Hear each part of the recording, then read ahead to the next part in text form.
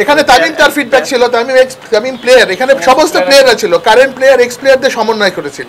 আমরা কিছু senior player plus current player এবং অনেক ক্রিকেটারদেরকে নিয়ে বসছি আমরা, যেহেতু আমরা কোয়াপকে নিয়ে একটা সুন্দরভাবে আবার যেন আমরা করতে পারি, সেই হিসাবে সবার মতামত নিয়ে আমরা কিন্তু কিছু সিদ্ধান্ত নিয়েছি। একটার মধ্যে হলো যে আমরা গত কমিটিতে যারা ছিল ওটা আপাতত আমরা স্থগিত রেখে এখন নতুনভাবে আমরা একটা অ্যাডহক কমিটি করেছি এবং সেটাতে আমরা হেড করেছি সেলিম সাহেদকে।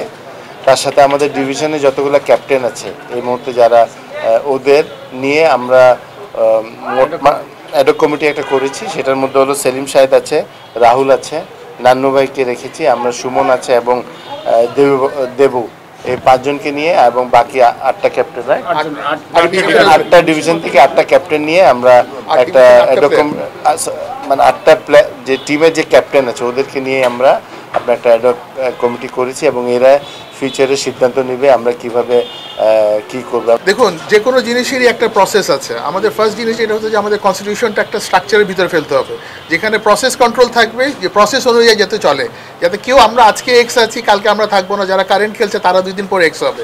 সো আমরা সিস্টেমটা ডেভেলপ করার চেষ্টা করব, কনস্টিটিউশনটা আপগ্রেড করার চেষ্টা করব।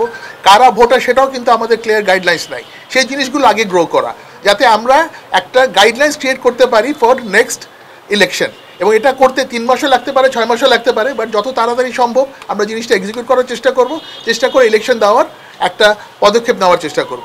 That is our plan initially. Basically উনি কয়েকটা মিটিংয়ে ছিলেন না থাকলে অটোমেটিক্যালি আপনি হয়ে যান, মানে অফ হয়ে যান। এবং আরেকটা বড় জিনিস যেহেতু আমাদের মিটিংয়ে সিদ্ধান্ত হয়েছে যে এই পুরনো যে কমিটি যেটা ছিল সেটা ডিজলভ করে আমরা নতুন অ্যাডহক কমিটি করেছি, যাতে সামনের দিকে আমরা অগ্রসর হতে পারি। এবং অগ্রসর হওয়ার জন্য যে সমস্ত পদক্ষেপ নেওয়া দরকার, প্রথম হচ্ছে কনস্টিটিউশন ঠিক করা, সেকেন্ড হচ্ছে এটার প্রসিজার ঠিক রাখা, থার্ড হচ্ছে আপনার ইলেকশনের যে গাইডলাইন্সগুলো আছে সেটা দাঁড় করে একটা রাইট ওয়েতে প্রোগ্রেস করা, এবং সেখানে সকলের সামর্থ্য এবং সকলের সহযোগিতা প্রয়োজন আমাদের।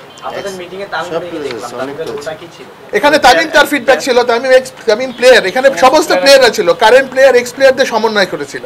এবং আমাদের গত কমিটিতে যারা ছিলেন তাদের ম্যাক্সিমাম ইনঅ্যাক্টিভ ছিলেন, প্রেসিডেন্টও রিজাইন করেছেন এবং আজকে আমাদের যে জেনারেল সেক্রেটারি ছিলেন দেবু, উনিও অ্যাকসেপ্ট করে নিয়েছেন, নিজে থেকে অ্যাকসেপ্ট করে নিয়েছেন যে উনি ডিসকন্টিনিউ করছেন। তা আমরা নতুন কমিটির মাধ্যমে জিনিসটাকে আবার সামনের দিকে এগিয়ে নেওয়ার চেষ্টা করব। আমরা এই বিষয়গুলো আলোকপাত করব এবং সেটার আলোকে আমরা কনস্টিটিউশনটা একটু ঢালাইভাবে সাজানোর চেষ্টা করব, যাতে একটা ট্রান্সপারেন্ট সিস্টেম গ্রো করে।